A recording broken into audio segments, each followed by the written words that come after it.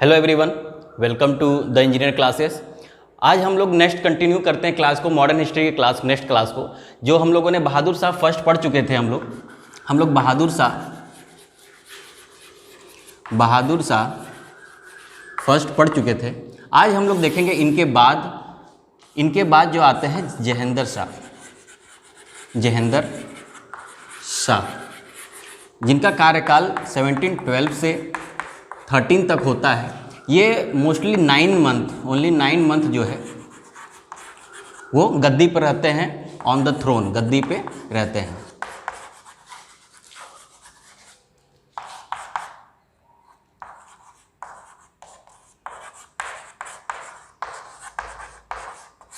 गद्दी पे रहते हैं, ठीक है। अच्छा, याद रखिएगा, बहुत एक इम्पॉर्टेंट क्वेश्चन है कि ऐसा कौन सा राजा है जो नोबल लोग होते थे, एक तरह से बोल रहे हैं उसको सामंतवादी लोग, कौन से राजा नोबल के द्वारा बनाया गया था। तो याद रखिएगा, जो राजा बनाया गया था वो था जहेंद्र शाह। ये एक ऐसा राजा है जो कि नोबलों के द्वारा बनाया गया था। जो नोबल लोग होते थे, ठीक है, जो अच्छे खासे पढ़े लिखे लोग, जिनका किसी राज्य में बहुत अहमियत होती थी, वैसे लोगों के द्वारा जहेंद्र शाह बनाया गया था, ठीक है। तो याद रखिएगा, वो जो नोबल था वो थे जुल्फिकार खान। ये बहुत इंपॉर्टेंट क्वेश्चन है कि ऐसा कौन सा राजा था जो एक नोबल के द्वारा बनाया गया था। तो याद रखिएगा, आंसर इज जहेंद्र शाह, और नोबल का नाम क्या था? जुल्फिकार खान, जो कि इनके राज्य में वजीर बनता है, ठीक है। अच्छा, तो जहेंद्र शाह था, उसको ऐसे ही गद्दी नहीं मिली थी। एक्चुअली इन्होंने क्या किया कि इनका एक भाई था अजीमुस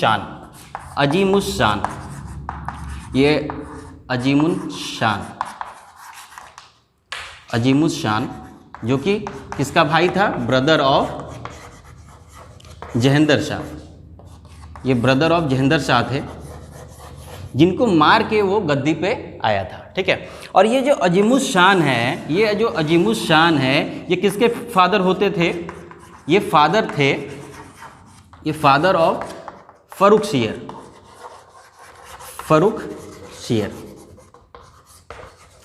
शेर के पिताश्री थे। अच्छा, जहेंद्र शाह के बाद जो नेक्स्ट राजा बनते हैं वो फर्रुख शेर बनते हैं। तो आप समझ लीजिए, फर्रुख शेर के पास एक जो है राजा बनने के लिए फर्रुख शेर जो नेक्स्ट राजा होते थे जहेंद्र शाह के बाद, वो अपने पिता का बदला लेता है और जहेंद्र शाह का कत्ल कर देता है। फिर फर्रुख शेर राजगद्दी पे आ जाता है। तो उसमें और हम लोग इसमें जहेंद्र शाह में देखते हैं, ठीक है। हम लोग ये देख लीजिए, 9 मंथ थ्रोन पे रहे, गद्दी पे रहे। ये एक नोबल के द्वारा ये चुने गए थे। वो नोबल का नाम जुल्फिकार खान था, जो एक वजीर होते थे। उसने अपने भाई अजीमुस शान, जो कि ब्रदर ऑफ जहेंद्र था, उसको मार के गद्दी पे आया था। और ये जो अजीमुस शान है वो फादर था किसका? फर्रुख शेर का। तो आगे देखते हैं कि जुल्फिकार खान के हेल्प से जहेंद्र शाह ने क्या क्या चीज़ें की। हमको जैसा पता है, जुल्फिकार खान वजीर रहते हैं जहेंद्र शाह के राज में। तो हम लोग देखते हैं जितने भी ये औरंगजेब के पॉलिसीज़ थे, औरंगजेब के पॉलिसी को जो है ये उलट देता है, ठीक है। मतलब एक तरह से देखें, पॉलिसी को उलटने का मतलब जैसे कि औरंगजेब जिजिया करके कानून था जो कि नॉन मुस्लिम्स पे लगा करता था, एक तरह का ये टैक्स था, इसको हटा दिया, इसको ख़त्म कर दिया, जिजिया को ख़त्म कर दिया, इसके पॉलिसी को रिवर्स कर दिया। औरंगजेब पॉलिसी रिवर्स मतलब बदल दिया। क्या बदल दिया? जैसे एक जिजिया कानून था, उसको ख़त्म कर दिया। याद रखिएगा, बहुत इंपॉर्टेंट है, जिजिया कानून ख़त्म कर दिया, जो कि नॉन मुस्लिम्स पे लगा करता था, ठीक है। दूसरा है, एक जो जुल्फिकार खान था, उसने एक कॉन्ट्रैक्ट फार्मिंग का जो है एक नया जो है इन्वेंशन किया। कॉन्ट्रैक्ट फार्मिंग क्या होता है? कॉन्ट्रैक्ट फार्मिंग जिसे हम लोग बोलते हैं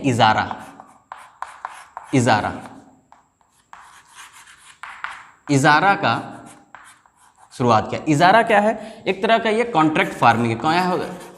कॉन्ट्रैक्ट फार्मिंग है। अब ये कॉन्ट्रैक्ट फार्मिंग क्या होता है कि मान लीजिए कि ये आपका लैंड है, ठीक है, ये एक लैंड है, ठीक है। इसमें 2 लोग होंगे, एक मिडिल मैन बिचौलिया, एक मिडिल मैन रहेगा, और दूसरा रहेगा आपका किसान, जिसको हम लोग पीजेंट बोलते हैं, किसान या मजदूर, लेबर, जो भी कह सकें। तो क्या होता है कि जो गवर्नमेंट है, जो ब्रिटिश है, वो क्या करेगा, जो जयेंद्र शाह था उसने कहा कि भैया ठीक है, हम जो मिडिल मैन है वो उस पर हम एक फिक्स कर देते हैं कि इतना अमाउंट हमको देना ही देना है, देना ही देना है, लेकिन आप पे ये कोई प्रोहिबिशन नहीं है कि आप पीजेंट से, किसान से कितना वसूलेंगे। आप ज़्यादा से ज़्यादा भी वसूल कर सकते हैं, आप कम से कम भी वसूल कर सकते हैं, ठीक है। तो इन्होंने क्या किया, ज़्यादा से ज़्यादा वसूलने लगे, ठीक है, ताकि इनको जो फिक्स अमाउंट है वो दिया जा सके और अपना भी प्रॉफिट कमाया जा सके। तो इस तरह के फार्मिंग को क्या कहा जाने लगा, कॉन्ट्रैक्ट फार्मिंग, ठीक है, जिसे हम लोग बोलते हैं इजारा, ठीक है। और दो चीज़ यहाँ बहुत इंपॉर्टेंट रही, औरंगजेब की पॉलिसी को रिवर्स किया गया, बदल दिया गया, जिजिया को हटा दिया गया, इजारा लाया गया, जिसको हम लोग कॉन्ट्रैक्ट फार्मिंग बोलते हैं। क्या होता है इसमें, एक मिडिल मैन होता है, एक पीजेंट किसान होता है। मिडिल मैन क्या होता है, उसका जो रेवेन्यू होता है वो फिक्स रहता है, जो कि वसूलता किससे है, किसान से वसूलता है। वो ज़्यादा उसमें कोई बाउंडेशन नहीं है, वो ज़्यादा से ज़्यादा भी ले सकता है, कम से कम भी ले सकता है, ठीक है। तो ये उनके ऊपर डिपेंड होता है। आगे हम लोग बढ़ते हैं, तो इसमें हम लोग देखेंगे कि हम लोग पिछले बार में देखे थे बहादुर शाह में कि वो चौथ तो दे देता है लेकिन सरदेशमुखी जो है नहीं देता है, ठीक है। बट इसमें क्या होता है, जयेंद्र शाह में क्या होता है, मराठाओं को दोनों को चौथ और सरदेशमुखी ये दोनों चीज़ के बारे में हम बता चुके हैं। चौथ और सरदेशमुखी दोनों टैक्स हैं। क्या तरह है, एक तरह का टैक्स है जो कि तैयार हो जाता है मराठाओं को देने के लिए, ये तैयार हो जाता है,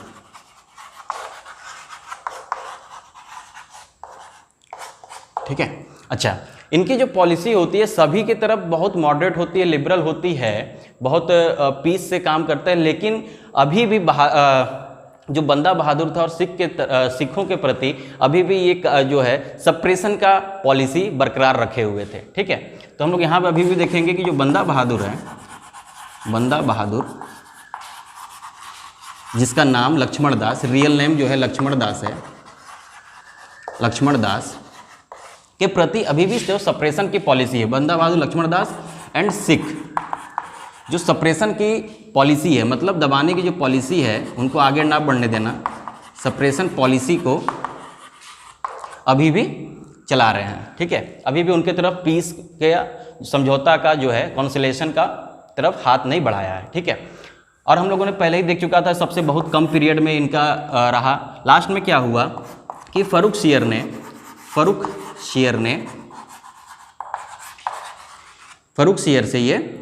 डिफीट हिम, इनको हरा देता है। हिम मतलब यहाँ पे जयेंद्र शाह की बात हो रही है, जयेंद्र शाह। ऑब्वियस ये बात है, क्योंकि जब अजीमुस शान जो था, जो कि फर्रुख शेर के पिताश्री थे, जो पिता थे, उनकी हत्या जयेंद्र शाह ने की होती, तो अपने पिता का बदला जरूर लेगा कोई भी। तो फर्रुख शेर ने जयेंद्र शाह को हरा देता है और नेक्स्ट किंग कौन बन जाता है, फर्रुख शेर। आगे अब हम लोग देखेंगे फर्रुख शेर, बहुत इंपॉर्टेंट पार्ट है, फर्रुख शेर के बारे में हम लोग देखेंगे। यहाँ पे 2-3 चीज़ें याद रखिएगा, ठीक है, कि चौथ और सरदेशमुखी यहाँ से दोनों टैक्सेस मराठाओं को जाने लगती है। बहादुर शाह में देखे थे हम लोग केवल एक टैक्स जा रहा था, चौथ जा रहा था, ठीक है। और यहाँ पे एक चीज़ जो कॉमन है दोनों में कि दोनों जो है बंदा बहादुर और सिख का सप्रेशन अभी भी कर रहे थे, ठीक है। अब जो नेक्स्ट किंग आएगा फर्रुख शेर, ये क्या करेगा, बंदा बहादुर को एलिमिनेट ही कर देगा, मतलब एग्जीक्यूट कर देगा दिल्ली में, ठीक है। तो हम लोग आगे अब देखते हैं। अच्छा, अब इसमें एक इंपॉर्टेंट रोल अदा करने वाले हैं आगे आने वाले क्लासेस में सैयद ब्रदर्स करके, ठीक है। सैयद ब्रदर्स हैं, फर्रुख शेर उन्हीं की मदद से जो है राजा बनते हैं। हम लोग अभी आगे देखेंगे कौन है, कैसे काम हो रहा है।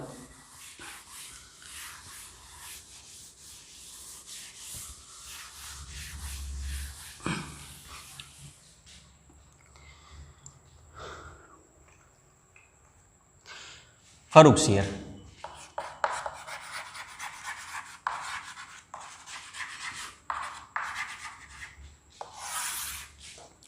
जो कि 1713 से 1719 तक राजा रहते हैं।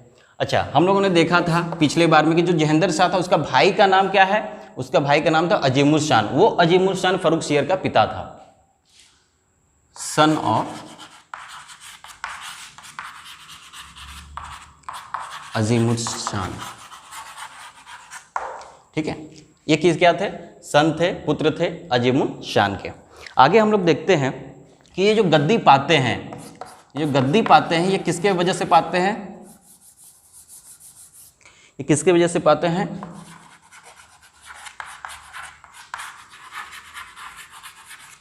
कम टू थ्रोन, थ्रोन गद्दी पाते हैं किसके हेल्प से, with the help of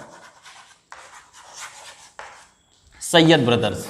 Syed brothers के हेल्प से जो है ये गद्दी पाते हैं। अब आप लोगों के अंदर दिमाग में थोड़ा सा ये हो रहा होगा, सर सैयद ब्रदर तो हैं लेकिन नाम क्या है, नाम क्या है उनका, और उनको क्या है, क्या क्या जो है पोस्ट मिला था। तो याद रखिएगा, एक का नाम था अब्दुल्ला खान, अब्दुल्ला खान नाम था, अब्दुल्ला खान नाम था, अब्दुल्ला खान नाम था जो कि वज़ीर था। अच्छा, वज़ीर क्या होता है, वज़ीर को हम लोग बोलते हैं प्राइम मिनिस्टर। जो आज प्राइम मिनिस्टर हमारा जो पोस्ट है इसको उर्दू में एक तरह से बोला जाता है वज़ीर। ठीक है, तो पहले भाई का नाम था अब्दुल्ला खान, दूसरे भाई का नाम था हुसैन अली, हुसैन अली, हुसैन अली नाम था, जो कि मीर बख्श थे, मीर बख्श थे, मीर है, बहुत इंपॉर्टेंट है। सैयद ब्रदर बहुत इंपॉर्टेंट हैं, याद रखिएगा। फर्रुखसियर राजा किसके हेल्प से बने थे, सैयद ब्रदर्स के हेल्प से बने थे। ये किसके पुत्र थे, अजीमुल शान के पुत्र थे। जो सैयद ब्रदर हैं उनका नाम क्या था, अब्दुल्ला खान जो कि वज़ीर थे, हुसैन अली जो कि मीर बख्श थे। ठीक है, अच्छा आगे अब हम लोग देखते हैं। अब हम लोग 1713 में देखें, 1713 से 1719 तक ये राजा रहते हैं। तो आगे बीच में बहुत चीज़ें हुई, जैसे 1715 में बंदा बहादुर को जो है एग्जीक्यूट किया गया दिल्ली में, मतलब उनको फांसी पे चढ़ाया गया, दिल्ली में उनको चढ़ाया गया। बंदा बहादुर,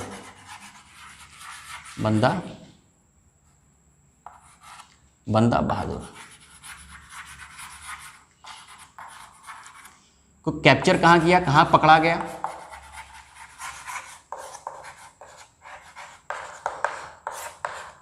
कहाँ पकड़ा गया, याद रखिएगा, गुरदासपुर में, गुरदासपुर। पिछले क्लास में हम देख चुके थे कि लोहगढ़ जो है सिखों का कैपिटल हुआ करता था। ये सतलज और जमुना के बीच में राज किया करते थे, उनका वहाँ पे वो टेरिटरी था।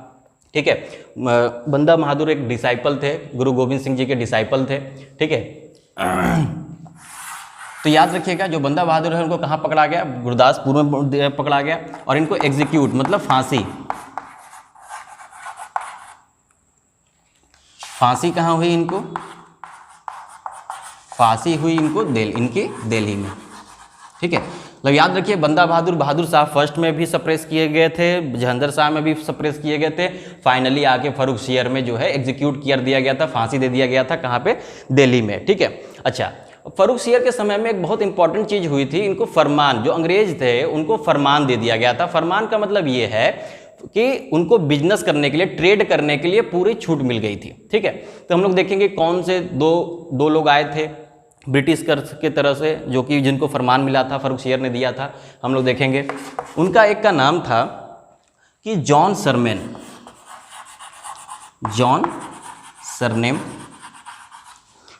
Surname and doctor William Hamilton,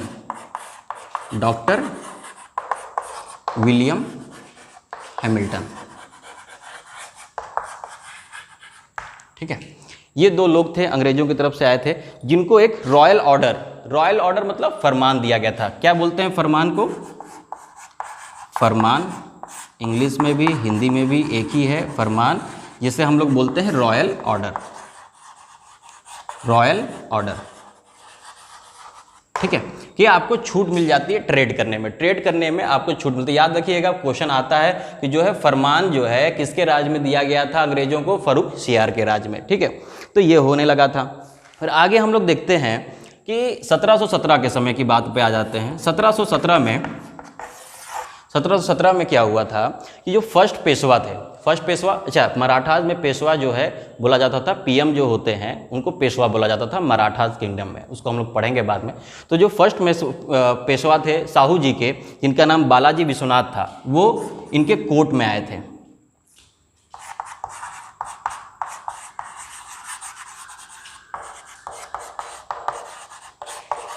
PM of Sahu जी, ठीक है। फर्स्ट पेशवा जो कि पीएम होते थे ऑफ साहू जी, ठीक है, ये आए थे, क्या नाम था इनका, बालाजी विश्वनाथ, बालाजी विश्वनाथ, ये इनके कोर्ट में आए थे। First to come in court, court मतलब दरबार, यहाँ पे वो वाला कोर्ट मत समझ लीजिएगा जिसमें जज बैठता है, कोर्ट मतलब दरबार, दरबार में आए थे पहली बार। कौन आए थे, फर्स्ट पेशवा जो थे बालाजी विश्वनाथ जो है, फर्स्ट कम टू कोर्ट, दरबार में आए थे। किसके दरबार में आए थे, फर्रुखसियर के दरबार में आए थे, ठीक है। याद रखिएगा, बहुत इंपॉर्टेंट है। फरमान इसमें दिया गया, बंदा बहादुर को इसमें एग्जीक्यूट किया गया, फांसी भी चढ़ाया गया, ठीक है। जो फर्स्ट पेशवा थे बालाजी विश्वनाथ, वो इनके कोर्ट में आते हैं, मुगल कोर्ट में आते हैं पहली बार, ठीक है।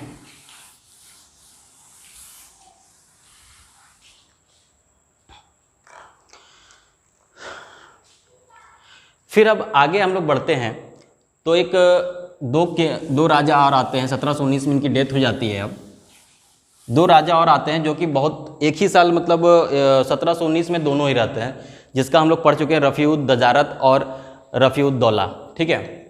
तो ये 1719 में ही जो है राजा बनते हैं, किसके वजह से बनते हैं, सैयद ब्रदर्स के वजह से बनते हैं, ठीक है। रफ़ी-उद-दरजात, रफ़ी-उद-दरजात 1719 में राजा बनते हैं। एक्चुअली इनकी डेथ हो जाती है, किसके वजह से, टीबी के वजह से, टीबी की वजह से ये डेथ हो जाती है। और ये भी जो है सैयद ब्रदर्स के वजह से राजा बनते हैं, ठीक है। सैयद ब्रदर की वजह से ये राजा बनते हैं। आगे बढ़ते हैं तो हम लोग देखते हैं रफ़ी-उद-दौला। इन दोनों को कुछ खास इंपॉर्टेंट नहीं है, बस इनका बता दिया जा रहा है क्योंकि ये सीरीज़ में आते हैं, ठीक है। इनको जो है सैयद ब्रदर्स के द्वारा ही मरवा दिया जाता है, कोई खास इनका काम नहीं रहता है। उसी समय जो है इनको सैयद ब्रदर्स ने की वजह से मरवा दिया जाता है। सैयद ब्रदर हम लोग पढ़ चुके हैं। अच्छा, रफ़ी-उद-दौला को ही हम लोग कभी कभी जो है, मतलब कभी कभी क्या कहते हैं, शाहजहाँ सेकंड बोला जाता है रफ़ी-उद-दौला को, ठीक है। तो याद रखिए, कुछ इंपॉर्टेंट नहीं, बस ये इंपॉर्टेंट रखिए, शाहजहाँ सेकंड किसको बोला जाता है, रफ़ी-उद-दौला को। ये दोनों जो है राजा बनाए जाते हैं किसकी वजह से, रफ़ी-उद-दरजात। अच्छा, अभी हम लोग ने यहाँ देखा कि 3 राजा जो है, जो सभी जो है सैयद ब्रदर्स के वजह से बनते हैं, सैयद ब्रदर्स के वजह से बनते हैं, ठीक है। पता है हमको सैयद ब्रदर्स का एक भाई का नाम जो था अब्दुल्ला खां था, दूसरे भाई का नाम हुसैन अली था, ठीक है। 3 राजा कौन कौन बना, फर्रुखसियर, रफ़ी-उद-दरजात, रफ़ी-उद-दौला। ये बहुत चालाक भाई थे। ये क्या करते थे, पहले राजा बनाते थे, फिर उन्हें ही मार दिया करते थे। अब जो नेक्स्ट राजा होता है, अब इनकी चालाकी से बिल्कुल बेखबर नहीं रहता, वो जानता है कि ये मुझे अभी राजा बनाएगा, फिर जो है मुझे ही मरवा देगा। तो आगे हम लोग जो नेक्स्ट राजा देखते हैं, बहुत इंपॉर्टेंट राजा है, बहुत इंपॉर्टेंट है, मोहम्मद शाह रंगीला।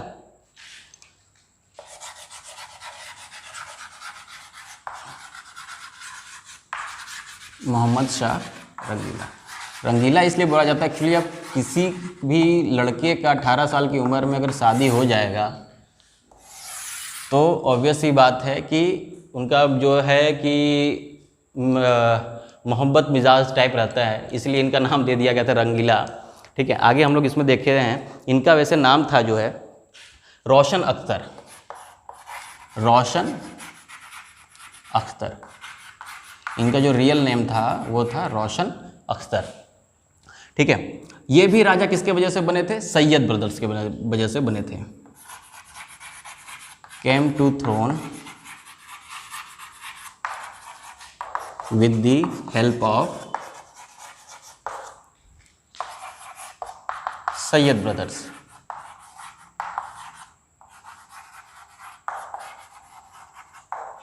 सैयद ब्रदर की वजह से बने थे।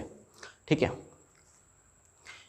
नेक्स्ट क्या होता है, ऑब्वियस ही पता है, हम बताया अभी कि सैयद ब्रदर के चाल को बखूबी से मोहम्मद शाह जानता था, इसलिए क्या करता है कि सैयद ब्रदर्स को ये मार देता है, सैयद ब्रदर्स को ये मार देता है।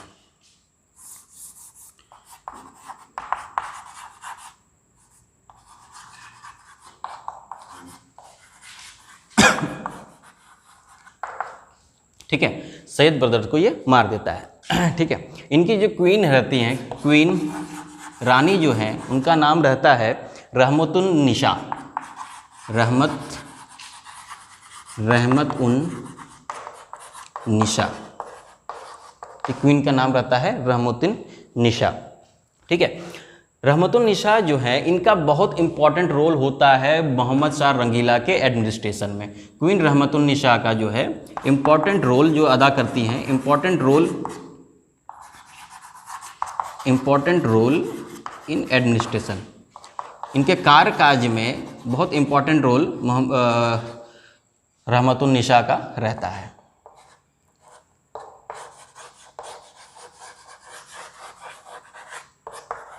ठीक है, आगे हम लोग आगे बढ़ेंगे। एक और मोहम्मद शाह रंगीला जो हैं, ये 18 साल की उम्र में किंग बन जाते हैं, king at the age of 18। ठीक है, आगे हम लोग देखते हैं इनके बारे में। अब क्या होता है, इन्हीं का वो समय होता है, मोहम्मद शाह रंगीला का ही समय होता है, जिसमें छोटे छोटे जो है मुगल जो है टूटने लगता है। ठीक है, मुगल टूटने लगता है, हैदराबाद, अवध, ठीक है, ये जो है इंडिपेंडेंट रियासत खुद को घोषित करने लगते हैं। ठीक है, तो ये क्या होता है, कब होता है, मोहम्मद शाह रंगीला के समय ही होता है। ठीक है, मोहम्मद शाह रंगीला के समय ही जो है इंडिपेंडेंट रियासतें निकलने लगती हैं, इंडिपेंडेंस होने लगती है। जैसे कि एग्जाम्पल ले लेते हैं, हैदराबाद,